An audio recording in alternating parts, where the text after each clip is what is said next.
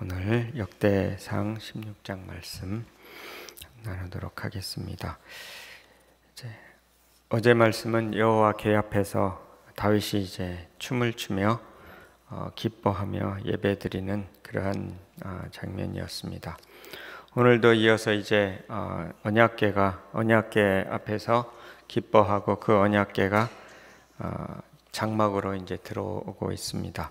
오늘 이 언약궤가 장막에 도달되었는데 오늘 말씀 이 전부 지금은 예배에 관해서 말씀을 하고 있습니다. 역대상은 에스라가 지었다고 주로 하는데 역대상에서 가장 중심에 두는 것은 예배, 곧 그 당시에는 제사인 것입니다. 왜 그러냐면 역대상을 보면은 아담의 족보부터 이렇게 시작을 해서 아브라함 이후 그 다음에 다윗에 이르죠. 1장부터 9장까지가 그 족보 이야기가 나오고요. 그 다음에는 곧바로 다윗의 이야기를 하고 있는 것입니다. 그래서 29장까지 다윗에 관해서만 주로 이야기합니다. 역대상 30장 중에 3분의 2가 다윗 이야기가 되는 거죠. 그 다윗 이야기 중에 가장 중심적으로 다루는 내용은 역시 다윗의 하나님 앞에 드렸던 예배에 관해서 나누고 있는 것입니다. 포로에서 돌아온 백성들에게 가장 중요한 것은 예배의 회복이었기 때문에 에스라는 이것을 강조하고 있는 것이다 라고 말할 수가 있습니다. 그래서 오늘 말씀을 통해서 예배에 관해서 나누도록 하겠습니다. 오늘 말씀 가운데 배울 수 있는 첫 번째 교훈은 하나님은 예배를 최우선으로 여기는 자를 기뻐하신다는 것입니다. 이 다윗이 이스라엘의 왕이 된 후에 한 것은 뭐냐면 그 가장 먼저 한 것이 바로 언약궤를 옮기는 일이었습니다. 지금 그 가운데 있는 것인데 언약궤를 메고 기쁨으로 그 장막, 다윗의 장막에 모셔 드리는 거죠. 근데 이 사무엘하에 보면은 이 언약궤가 옮길 때 6걸음마다 제사를 드렸다 그럽니다. 6걸음 뛰고 제사 드리고 얼마나 많은 제사를 드리면서 이 언약궤를 정성스럽게 옮겼는가 하는 것을 알 수가 있습니다. 그것이 마침 다윗의 장막에 들어오게 되는 거죠. 다윗에게 있어서 가장 큰 가치, 가장 소중하게 여기는 것, 그것은 역시 예배였다고 하는 거죠. 시편 27편에도 보면 내가 여호와께 청하였던 한 가지 일 곧 그것을 구하리니 곧 나로 내 생전에 여호와의 전에 거하여 여호와의 아름다움을 낭망하며 그 전에서 사모하게 하실 것이라. 내가 한 가지 하나님 앞에 청한 것이 있다면 다른 것이 아니라 성전에서 여호와의 그 아름다움을 앙망하며 예배하는 것, 그것이 바로 내가 하나님 앞에 청한 딱 한 가지다. 그렇게 이것은 다윗에게 있어서 가장 중요한 것이 바로 하나님을 예배하고 하나님과 교제하는 것, 이것이다 하는 거죠. 이 언약궤를 옮긴다는 것은 바로 그런 의미가 있는 것입니다. 가장 소중하게 여긴다 하는 거죠. 오늘 1절에 보면 하나님의 궤를 메고 들어가서 다윗이 그것을 위하여 친 장막 가운데 두고 번제와 화목제를 하나님께 드리니라. 이 한 절 말씀에 다윗이 어떤 예배를 드렸는지 알 수가 있습니다. 첫 번째는 말씀을 따라 예배를 드렸다는 것입니다. 오늘 보면 하나님의 궤를 메고 들어갔다. 잘 아시지만 이 궤를 메고 들어가지 않았다가 수레에 싣고 옮기다가 우사가 죽었죠. 그래서 하나님의 말씀을 올바로 말씀대로 하지 않은 거죠. 그래서 그 사이에 이제 아마 강 목사님 말씀 토요일 날 하셨는데 성경을 공부했을 거라는 거죠. 어떻게 이것을 옮겨야 될 것인가. 그래서 메고 가야 되고 레위 사람 중에서 특별히 고핫 사람이 매도록 되어 있습니다. 여러 사람이 레위 사람이 있지만 그들이 맨 것이 아니라 같이 움직인 것이고 맨 것은 말씀대로 하자면 이제 고핫 사람이 매야 되는 거죠. 그래서 궤를 이번에는 이제 메고 옮겼다 하는 것입니다. 예배를 드리든 또 우리가 삶을 살아가든 하나님의 말씀을 따라 살아가야 된다 하는 것을 교훈하고 있는 것입니다. 그래서 우리가 하나님의 말씀을 따라서 예배하는 것, 하나님의 말씀을 따라서 살아가는 것. 지금 다윗의 삶을 보면 그 다윗이 이렇게 예배를 최선으로, 지금 역대상의 30장 중에 다윗의 이야기를 20장 정도 하고 있습니다. 그의 예배의 삶을 본받으라는 것이고, 또 하나님께서 그를 얼마나 축복하셨는가를 기억하라는 거죠. 사무엘하 5장 10절에도 보면은 그가 점점 하나님이 그와 다윗과 함께 하심으로 점점 강성하여가 아니라, 그런 말씀이 있습니다. 또 어디를 가든지 이기게 하시니라. 하나님을 늘 예배하는 이 다윗의 삶 속에 하나님께서 하신 축복은 어디를 가든지 승리하게 하셨다는 거죠. 그리고 점점 강성하여 가게 하셨다는 거죠. 우리 삶도 마찬가지입니다. 하나님을 늘 예배하는 그 삶 속에 하나님께서 항상 형통하게 하신다는 거죠. 특별히 말씀을 따라서. 그래서 우리가 잘 아는 여호수아 1장 8절, 이 율법책을 내 입에서 떠나지 말게 하며 주야로 그것을 묵상하여 그 가운데 기록한 대로 다 지켜 행하라. 그리하면 내 길이 평탄하게 될 것이라 내가 형통하리라. 이것은 하나님의 말씀이고 진리다는 거죠.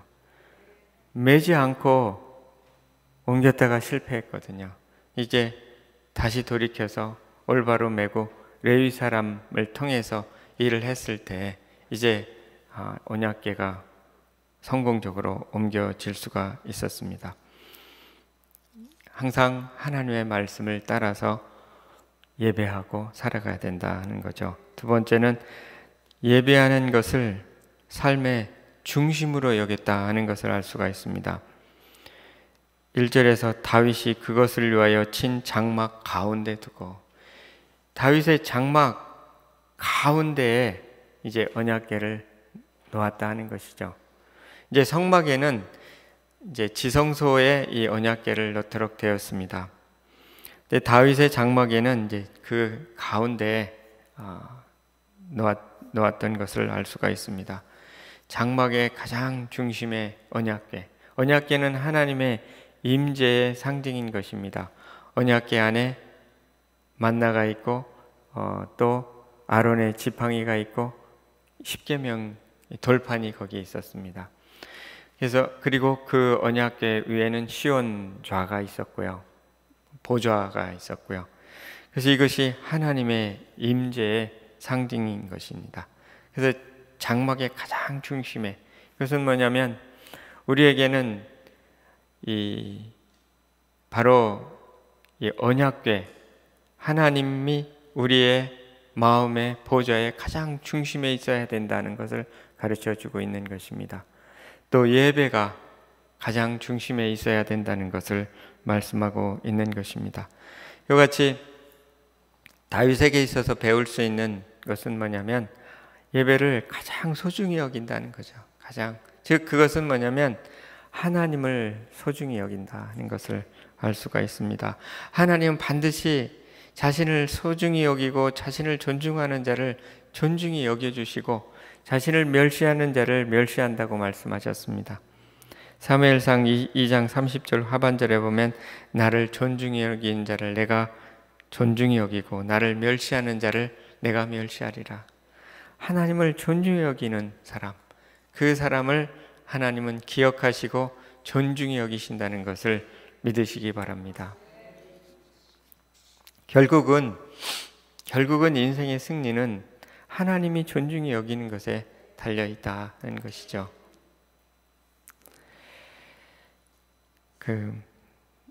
제가 요즘에 오래된 이제 드라마를 보는데, 전 대장금이라는 것을 듣기만 했지 보지는 않았는데, 아내가 대장금을 보길래 옆에서 이렇게 보다가 저도 빠져들어가가지고 이제 제가 어젯밤에 대장금을 봤기 때문에 오늘 꼭 대장금 얘기를 할 것 같더라고요.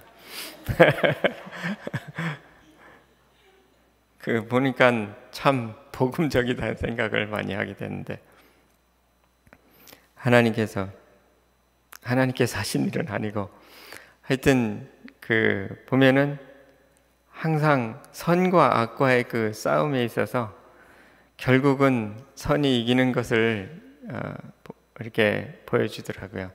마지막 순간에 또 역전되고 이게 바로 주님 안에서 인생도 그렇다는 것입니다. 잘 보이지 않죠. 사람 눈에만 보이면서 살아가는 삶이 있고, 또 줄만 잘 타는 사람이 있고, 그런데 하나님은 그 드라마에서도 볼 수 있는 것은 그 선이 움직이는 거죠. 어떻든. 근데 이 영적인 삶에서도 마찬가지예요. 보이지 않는 하나님이 항상 계시다는 겁니다. 그렇기 때문에 누가 마음의 중심에 하나님을 모시며 살아가는가? 여호와의 눈은 온 땅을 두루 감찰하사 전심으로 자기에게 향하는 자를 위하여 능력을 베푸시느니라. 누구에게 능력을 베푸시는가? 전심으로 하나님께 향하는 자에게 능력을 베푸시고 승리를 주신다는 것이죠. 결국에는 다윗의 삶이 그것을 말해주고 있잖아요. 10수년 동안 사울의 추격을 받았지만 그가 했던, 그걸 죽일 수도 있었는데 하나님의 말씀을 지키기 위해서 죽이지도 않고 끝까지 하나님을 앙망하는 것을 최우선에 두고 살았죠. 사슴이 시냇물을 찾듯이 주를 찾기를 그렇게 갈망하고 했던 그 다윗의 마음을 하나님은 알고 계셨다는 거죠. 여같이 마음의 중심에 놓는다는 것, 하나님을 경외한다는 것. 하나님을 경외한다는 말은 하나님을 찾는다는 말하고 거의 동의어입니다. 시편 34편에 보면은 여호와를 찾는 자에게 모든 좋은 곳에 부족함이 없으리라고 되어 있는데, 바로 그 앞 구절에 경외하는 자에게 부족함이 없게 하겠다고 하셨습니다. 찾는 것과 경외하는 것을 같이 두는 거죠. 왜 찾냐면 경외하니까, 가장 소중히 여기니까. 또 한 가지는 다윗이 드리는 예배 속에서 예배를 하나님께 드리는 예배를 드렸다는 것입니다. 받는 예배가 있고요, 드리는 예배가 있습니다. 우리는 예배를 통해서 결국은 받죠. 그러나 우리 예배의 핵심은 드리는 것입니다. 하나님 앞에. 지금 오늘 보면은 번제와 화목제를 드렸다 고 말씀하고 있는 거죠. 번제를 드렸고요, 그리고 화목제를 드렸습니다.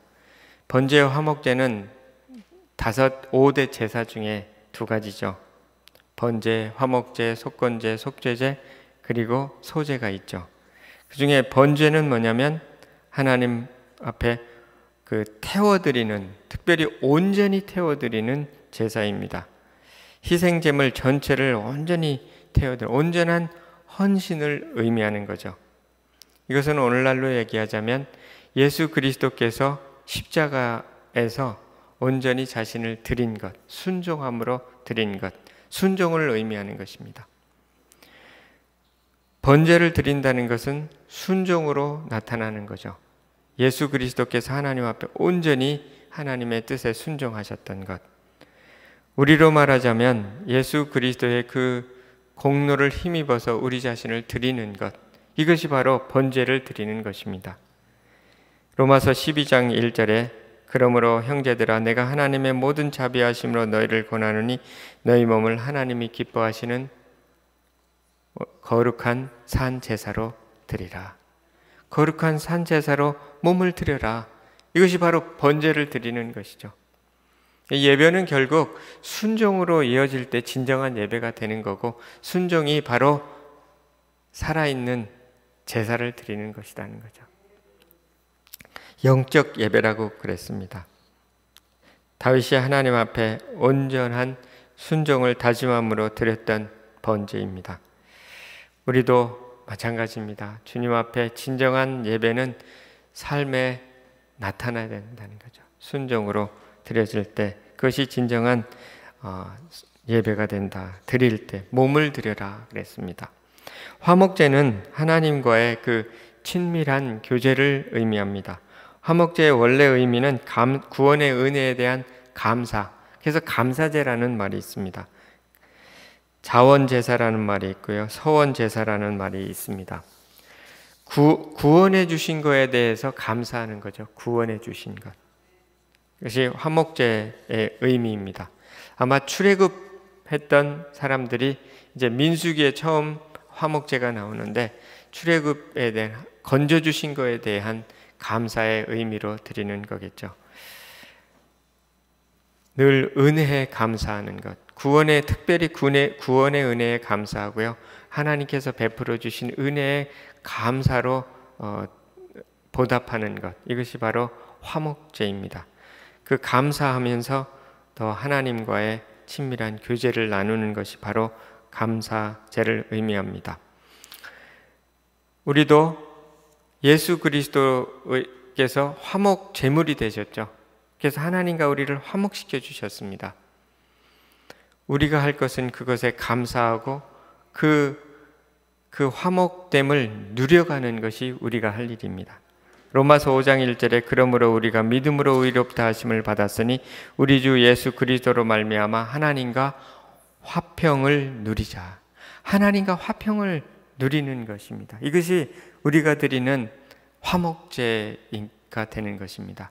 하나님께서, 예수 그리스도께서 우리를 하나님과 화목하게 하신 것을 기억하고 감사하면서 그것을 누리는 것, 즉 하나님과의 친밀한 교제를 누리는 것, 이것이 바로 화목제라고 할 수가 있습니다.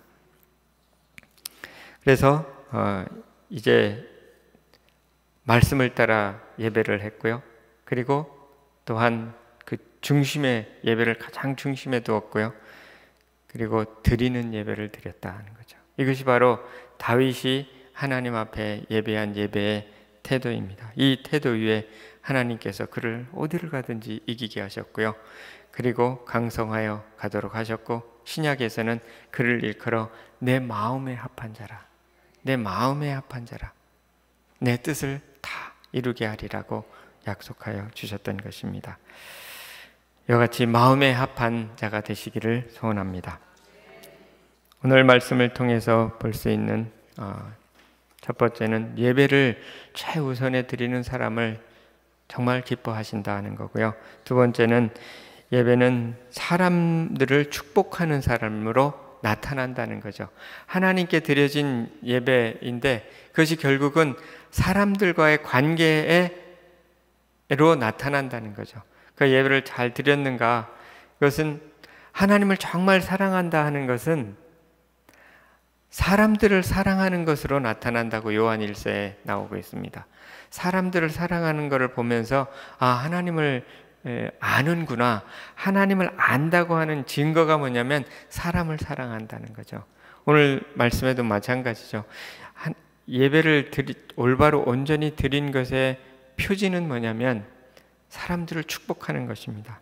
다윗은 예배를 드린 후에 곧바로 사람들을 축복했다는 거죠. 2절 3절에 다윗이 번제와 화목제를 드리기를 마치고 여호와의 이름으로 백성에게 축복하고 이스라엘 우리 중 남녀를 막론하고 각 사람에게 떡 한 덩이와 야자 열매로 만든 과자와 건포로 만든 과자 하나씩을 나누어 주었더라.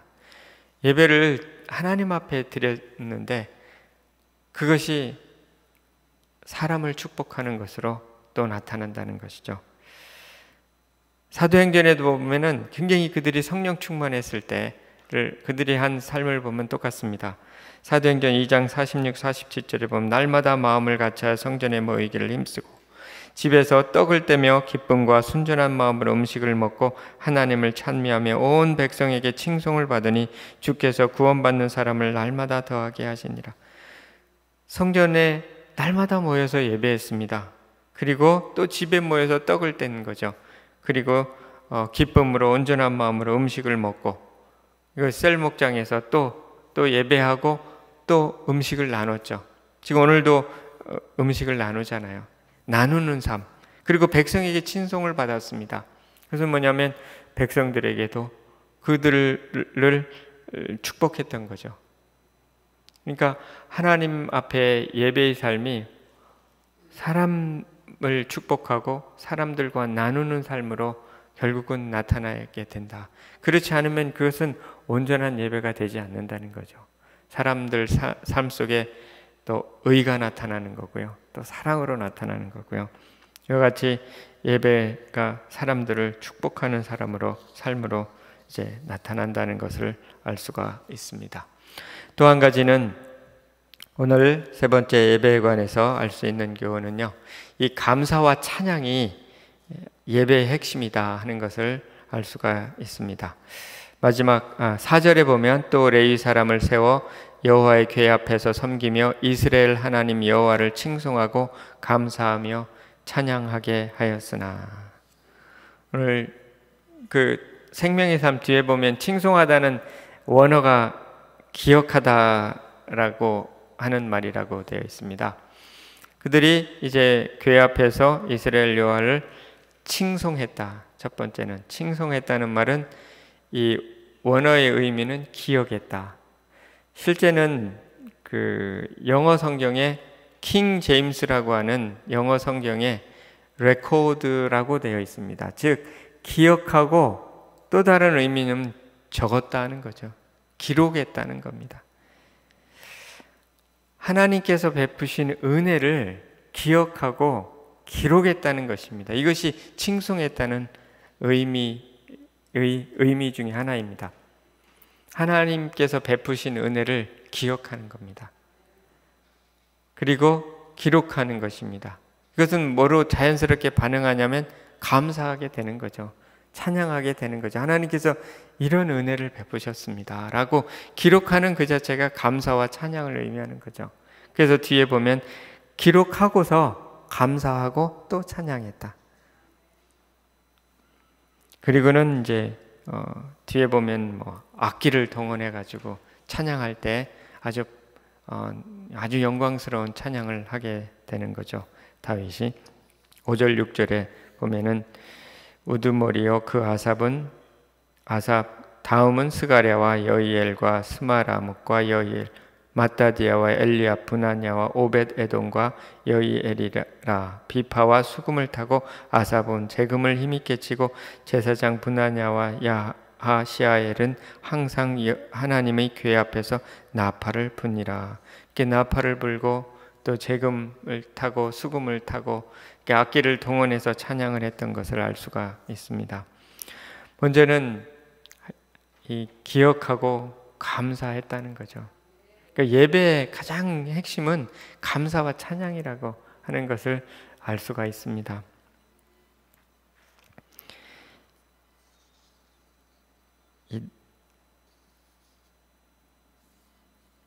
앤 보스캠프라는 분이 이제 감사 연습 또 하나님의 임재 연습이라는 그 책에서 보면 이런 말을 합니다. 유일한 진짜 기도는 감사를 입술로 말하는 기도다. 이 감사를 입술로 말하는 기도가 진짜 유일한 기도다. 또 기도의 최고의 형태는 하나님의 선함에 드리는 기도다. 이 윌리엄 로라고 하는 분이 그 청교도 신학자인데 이런 말 한 적이 있습니다. 누가 세상에서 가장 위대한 성도인지 아는가? 가장 많이 기도하거나 가장 많이 금식하는 사람이 아니요 바로 늘 하나님께 감사하고 언제나 하나님을 찬양할 준비가 되어 있는 사람이다. 감사의 영을 갖는 것보다 더한 기적은 없다. 감사하는 영혼은 접하는 모든 것을 복되게 만들기 때문이다.